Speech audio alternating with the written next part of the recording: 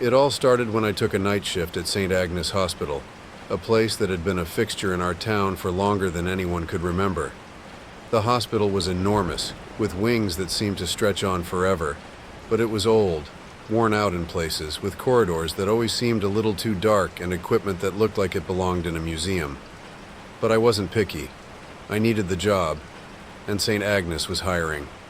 My first week went by without incident. I'd been assigned to different wards, general care, the ICU, and even the pediatric wing. But one night, I found myself scheduled to work in a part of the hospital I hadn't even known existed, the East Wing, also referred to as Ward C. When I mentioned my assignment to Susan, one of the more seasoned nurses, during our break in the cafeteria, her reaction caught me off guard.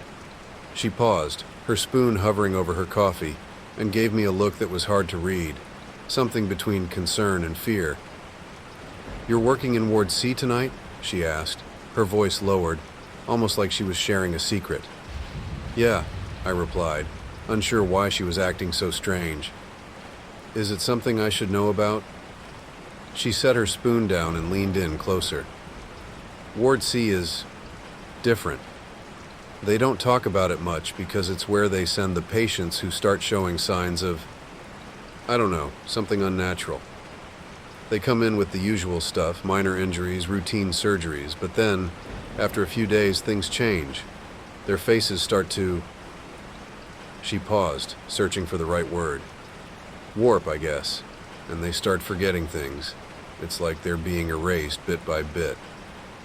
I laughed, though it felt forced. "Come on, Susan, you're messing with me." She didn't smile. "You'll see."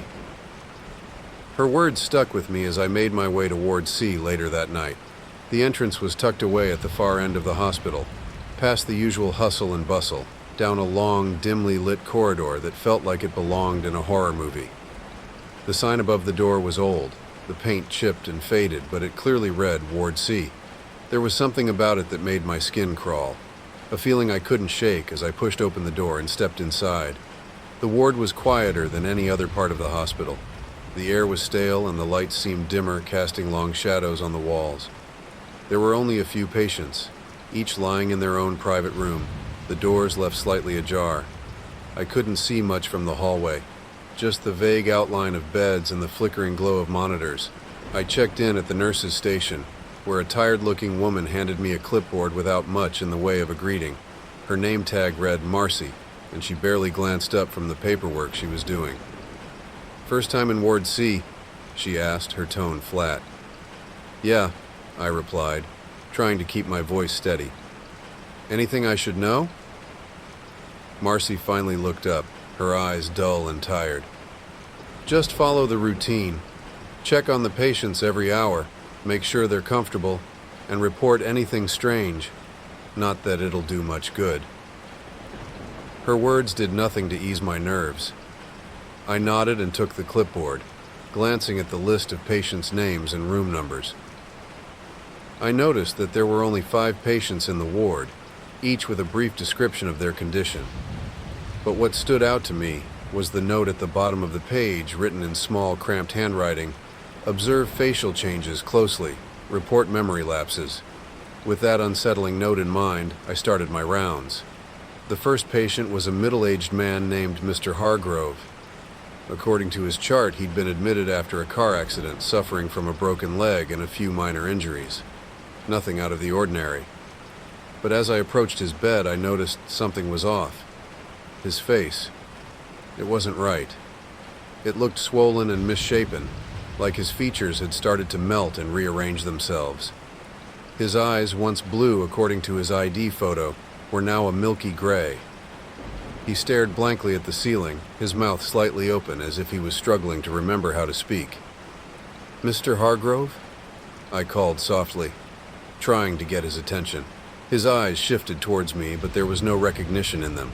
He opened his mouth, and for a moment, I thought he was going to say something, but all that came out was a low, guttural moan, a sound that sent a shiver down my spine. I backed out of the room, my heart racing. I wanted to convince myself that it was just the lighting, or maybe a side effect of the medication he was on, but deep down I knew that wasn't it. Whatever was happening to him, it was beyond anything I'd ever seen before. I moved on to the next patient, a woman named Mrs. Carter. She'd been admitted for a routine gallbladder surgery, but like Mr. Hargrove, her face had started to change. Her skin was stretched tight over her skull, her eyes sunken deep into their sockets. She kept muttering to herself, repeating the same word over and over, though I couldn't make out what it was. "Mrs. Carter?" I asked, stepping closer. Her muttering stopped, and she turned her head slowly to look at me. "Who are you?" she whispered, her voice trembling. "It's okay, Mrs. Carter. I'm just here to check on you." But she shook her head, her eyes wide with fear. No, you're not supposed to be here. They said you wouldn't come." I had no idea what she was talking about, but before I could ask, she began to scream. It was a high-pitched, keening wail that echoed through the ward, piercing the silence. I stumbled back, my heart pounding in my chest. Marcy appeared in the doorway, her expression as flat as ever. "Don't worry about it," she said, her voice devoid of emotion. "They all scream eventually. Just leave her be."